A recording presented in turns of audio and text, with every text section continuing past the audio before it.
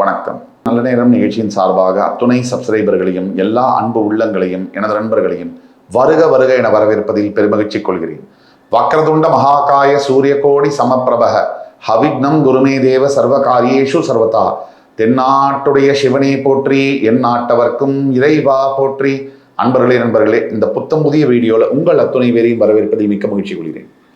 கடவுள் சொல்லும் தீர்ப்பு இந்த சீரீஸ் ஆஃப் எபிசோட்ஸ்ல இன்றைக்கு நம்ம பார்க்க போறது கன்னி ராசி. காலபுருஷ தத்துவத்தின் 6ஆம் ராசி.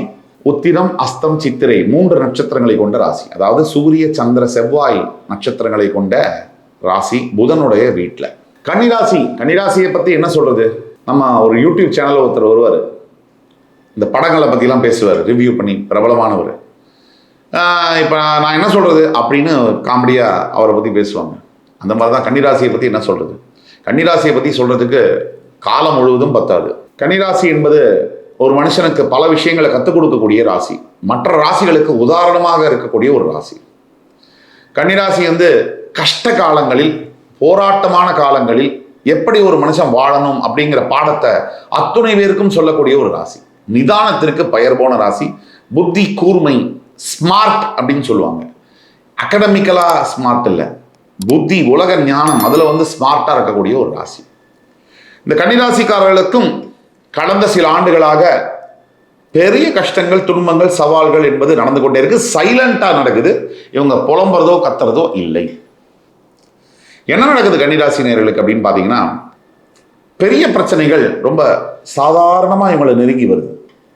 சத்தமே இல்லாமல் வருது. ஒரு பெரிய அது இது தண்டோரா, பெரிய ஒரு இது போராட்டம்லாம் இல்லாமல் பெரிய பிரச்சனைகள் சிறிய வடிவத்தில் ஊசி நுழைக்கிற மாதிரி வருது.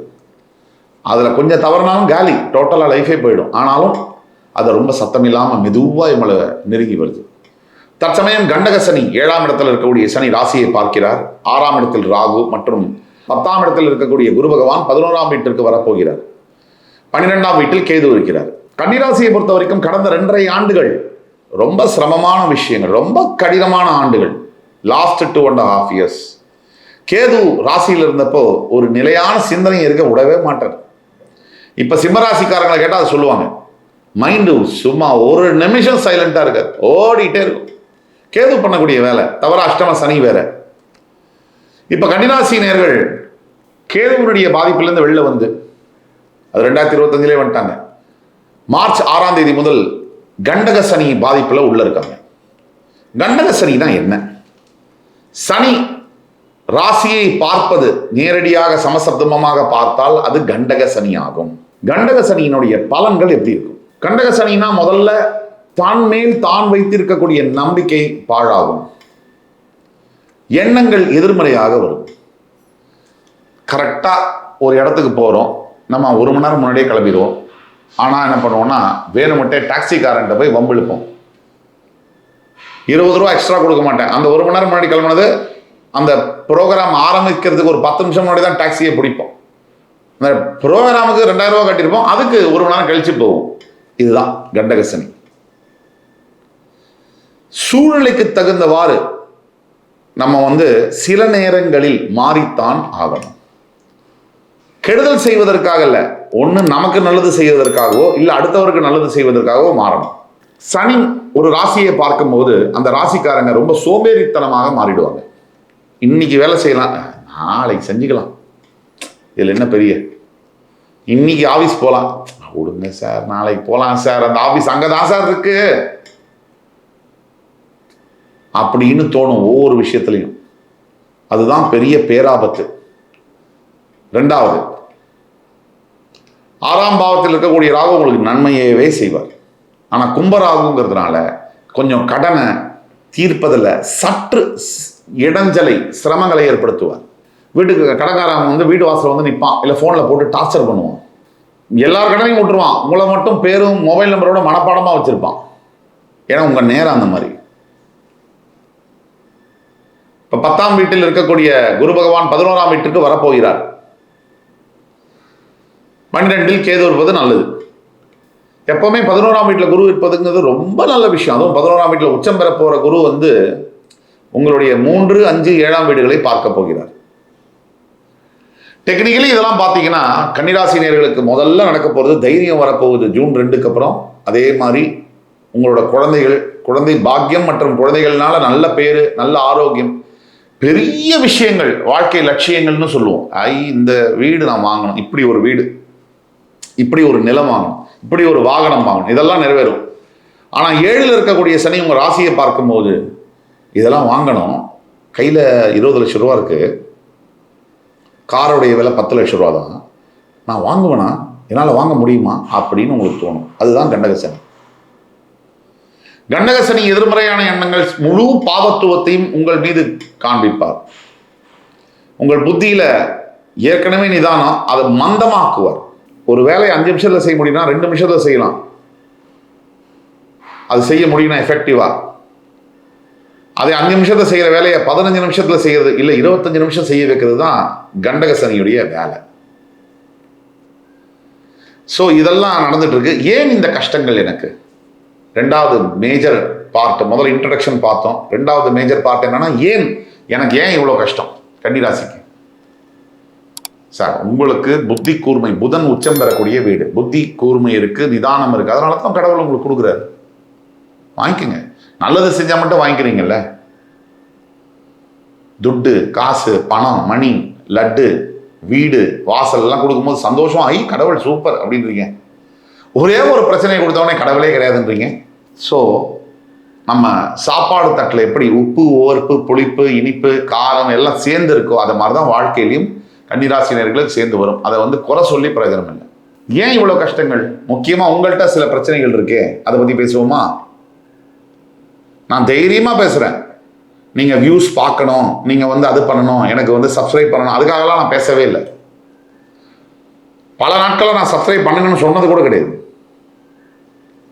அதனால் நீங்கள் உங்களுக்குள்ள இருக்கிற பிரச்சனை, உங்களுக்கு நல்லபடியாக லைஃப் மாறினால் அதுவே பெரிய சக்சஸ். உங்களுக்குள்ள இருக்கக்கூடிய மேஜர் பிரச்சனைகளில் முதல் பிரச்சனை பிரைவசி இருக்க வேண்டிதான். டூ மச் ஆஃப் பிரைவசி இருந்ததுன்னா அதுவே ஆபத்து. நான் யாருக்கும் எதுவும் சொல்ல மாட்டேன். அப்போ எப்படி உங்களுக்கு பிரச்சனை சால்வ் ஆகும்? யாராவது ஒருத்தரை நம்பணும்ல. ஒன்று புருஷனை நம்பணும், பொண்டாட்டியை நம்பணும், இல்லை யாராவது ஒரு லாயல் ஃப்ரெண்ட் இருக்கணும். யாரையுமே நம்ப மாட்டேன், யார்கிட்டையும் சொல்ல மாட்டேன்னா கம்முன்னு தான் இருக்கணும். பிரச்சனை அப்படியே தான் இருக்கும். அதே மாதிரி 2வது பிரச்சனை உங்களுக்கு இருக்கக்கூடியது, அடுத்தடுத்து உடனே நடக்கணும்னு நினைக்கிறீங்க. அது உடனே லைஃப்ல எதுவுமே நடக்காது. அப்படி நடக்கிறது நிலைக்காது. 3வது பிரச்சனை உங்களுக்கு, யார் உங்களுக்கு ரொம்ப உண்மையாவே நல்லவாங்களோ அவங்கள நீங்க மதிக்க மாட்டேங்கிறீங்க. யார் உங்களுக்கு எல்லா விதமான பிரச்சனையும் செய்யறாங்களோ அவங்கள தலையில தூக்கி வச்சு கொண்டாடுறீங்க. இது யாருன்னு நீங்களே முடிவு பண்ணீங்க. இந்த 3 பிரச்சனைகள் தான் உங்க வாழ்க்கையில உங்களை பின்னோக்கி இழுக்குது. வாழ்க்கை பாதை எங்கே போகிறது? உங்களுடைய வாழ்க்கை பாதை எதை நோக்கி போகுது? கன்னிராசியை பொறுத்த வரைக்கும் அடுத்த 1.5 வருஷம் 2 வருஷம் கழிச்சு அஷ்டம சனி என்பது ஆரம்பமாகும். இந்த 1.5 ஆண்டு காலங்கள் நீங்க வாழ்ந்துக்கணும். இந்த 1.5 வருஷம் உங்களுக்கு டைம் இருக்கு, பிரீதிங் டைம் இருக்கு. எது பெரிய முடிவுகள், எது மாற்றங்கள் எல்லாம் உடனே டக்குன்னு பண்ணிக்கோங்க. அதுக்கு பிறகு அஷ்டம சனி வரும். வாழ்க்கை பாதை எதை நோக்கி போகிறது? அனுபவத்தை நோக்கி போகிறது. வாழ்க்கை பாதை எதை நோக்கி போகிறது? அறிவை நோக்கி போகிறது. வாழ்க்கை பாதை எதை நோக்கி போகிறது? பக்குவத்தை நோக்கி போகிறது. மெச்சூரிட்டி, நாலேஜ், விஸ்டம் இதை நோக்கி போகிறது. இதெல்லாம் வேணும் இல்லையா வாழ்க்கையை நடத்த? ஏதோ வாழ்ந்தோம் பிறந்தோம் செத்தோம் வந்துட முடியாது இல்லையா? நம்மளும் ஏதாவது சாதிக்கணும்ல. ஒரு 2 மரத்தையாச்சும் நட்டு வச்சுட்டு போகணும்ல, 4 பேர் நிழல கொடுக்கும். ஆக உன்னால் முடியும் தம்பி. அதனால நீங்க நினைச்சா முடியும். அதனால பிரதர்ஸ் அண்ட் சிஸ்டர்ஸ், நீங்க உங்களுடைய முயற்சியை நம்பிக்கையோட தொடர வேண்டும். புதிய முயற்சிகள் எல்லாத்தையும் இப்போ எவ்வளவு சீக்கிரம் முடியுமோ ஸ்டார்ட் பண்ணணும். இது கண்டிப்பா வேணும். என்ன செஞ்சா எனக்கு நல்லது நடக்கும்? எல்லாம் சொல்லிட்டீங்க சாமி. என்ன செஞ்சா எனக்கு நல்லது நடக்கும்? நீங்க முதல்ல செய்ய வேண்டிய காரியங்கள், இன்னைக்கு செய்ய வேண்டிய வேலையை இன்றைக்கே செய்தாக வேண்டும். அது நாளைக்கு போஸ்ட்போன் பண்ணக்கூடாது. 1. 2, உங்களுடைய அப்பா அம்மா இப்ப உயிரோடு இருக்காங்கன்னா அவங்களுக்கு மனசு வருத்தப்படாம அவங்களுக்கு செய்ய வேண்டியதை செய்யணும். 2. 3, உங்க குலதெய்வத்துக்கு நீங்க ஏதாவது வேண்டிட்டு செய்யாம விட்டுட்டீங்கன்னா இதுதான் நேரம், உடனே அதை செய்யணும். 3. 4, எப்பவுமே நிதானமாக செய்யக்கூடிய நீங்கள் எந்த வேலையுமே இப்போ நிதானமாக செய்யக்கூடாது, கொஞ்சம் ஃபாஸ்ட்டாக செய்யணும். சனியுடைய காரகத்துவத்தினால மந்தகாரகன் உங்களை கண்டக சனியாக பார்க்கறதுனால நீங்கள் கொஞ்சம் ஃபாஸ்ட்டாக ஸ்பீடாக செயல்பட வேண்டும். 5, மற்றவங்க மேலே அந்த குறை இருக்குது, இந்த குறை இருக்குது, இது நடந்துச்சு, அது நடந்துச்சு, இப்படி பண்ணாங்க, இதை முதல்ல கொஞ்ச நாள் நிறுத்துங்க. இவங்கெல்லாம் ஓயவே மாட்டாங்க. இன்னைக்கு ஒரு கம்பெனியில் ஒர்க் பண்ணுறோம், அங்கே நமக்கு ஒரு எதிரி, அவர்களோட பேர் பாஸ்கர் அப்படின்னா, வேற கம்பெனி போகிறோம், அங்கே ஒரு எதிரி, அவர் பேர் ரமேஷ், அவ்வளோதான். எதிரிகள் எப்பவுமே இருப்பாங்க. ஏன்னா வாழ்க்கையில் நீங்கள் டெவலப் ஆனால் தான் உங்களுக்கு எதிரி இருப்பாங்க. டெவலப் ஆகிறீங்கன்னு நினச்சி சந்தோஷப்படுங்க, எதிரி இருக்காங்கன்னு நினச்சி வருத்தப்படாதீங்க, பயப்படாதீங்க. கடவுள் என்ன செய்ய போறாரு உங்களுக்கு? நீங்கள் செய்யறதான் சொல்லட்டும். கடவுள் என்ன செய்ய போறாரு அடுத்த 6 மாதம் 1 வருஷத்துக்கு? கண்டிப்பா இந்த ஜூன் 2 குரு பயிற்சிக்கு பிறகு இந்த சனியுடைய தாக்கம் எல்லாம் கம்மியாகும். உங்க லைஃபே ஸ்பீடப் ஆகும். கண்டிப்பா உங்களுக்கு நீங்க இப்போ ஒரு லிஸ்ட் வச்சிருப்பீங்க. நான் சொல்றதுக்கு முன்னாடியே உங்களுக்கே ஒரு லிஸ்ட் வச்சிருப்பீங்க. திங்ஸ் டு டூ, எனக்கு இதெல்லாம் வேணும், என்னுடைய விஷ் லிஸ்ட்னு வச்சிருப்பீங்க. அந்த லிஸ்ட்ல 100க்கு 95% நிறைவேறும். ஏன் சார் அந்த 5% விட்டுட்டீங்கன்னு? அந்த 5% என்னங்கிறது ஜாதகம் பார்த்தா தான் தெரியும். இப்போ நம்ம பேசுறது எல்லாமே 35% பொது பலன்கள். 65% எது ஒர்க் பண்ணணும்னா உங்க பிறப்பு ஜாதகம், பர்த் சார்ட் மட்டும் தான் வேலை செய்யும். அதனால நீங்க அதை வந்து கவனமா பார்க்கணும்னா கீழே கொடுக்கல வாட்ஸ்அப் நம்பர் எங்களை தொடர்பு கொண்டு ஆன்லைன்லேயோ நேரடியிலையோ எங்கள்கிட்ட அப்பாயின்மெண்ட் வாங்கி பார்க்கலாம். உங்களுடைய ஜாதகத்தை 1 to 1 நானே வந்து ஆன்லைன்லேயோ அல்லது நேரடியிலையோ பார்த்து ப்ரிசைஸாக உங்கள் லைஃப் ப்ரெடிக்ஷன்ஸை சொல்ல முடியும். கடவுள் உங்களுக்கு செய்யறதுக்காக காத்திருக்காரு, நிறைய செய்யறதுக்கு காத்திருக்காரு. உங்கள் லைஃப்பில் உங்களுடைய பர்செப்ஷன் அபவுட் லைஃப், உங்களுடைய பார்வை, வாழ்க்கையை பற்றின உங்களுடைய பார்வை, உங்களுடைய வேலையை பற்றின உங்களுடைய பார்வை, உங்களுடைய உறவுகள் பற்றின உங்களுடைய பார்வை, அத்தனையும் மாற்றுறதுக்காக தான் கடவுள் வரப்போகிறார். கடவுள் சொல்லக்கூடிய தீர்ப்பு உங்களுடைய லைஃப்பில் நீங்கள் பெரிய அளவுக்கு வரப்போறீங்க. அதற்கான ஆயத்த பயிற்சி ரிஹர்சல் தான் இந்த 1.5 வருஷம் பார்ப்பீங்க. அடுத்த 2.5 வருஷம் ஆசிட் டெஸ்ட்டு, அதில் ஜெயிச்சிங்கன்னா அதுக்கு அடுத்தது உங்களுக்கு மிகப்பெரிய பதவிகள் காத்திருக்கு. அடுத்து என்னென்ன முக்கியமான விஷயங்கள் இருக்கோ அதெல்லாம் அந்த 1.5 வருஷத்தில் முடிச்சுக்கோங்க.